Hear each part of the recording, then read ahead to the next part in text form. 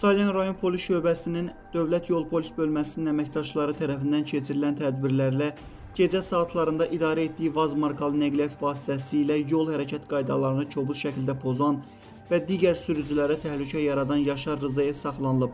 Yol patrul xidmətinin əməkdaşları tərəfindən sürücü barəsində tədbir görülüb və toplanmış materiallara hüquqi qiymət verilməsi üçün məhkəməyə göndərilib. Məhkəmənin qərarı ilə o 15 sutka inzibati qaydada həbs edilib.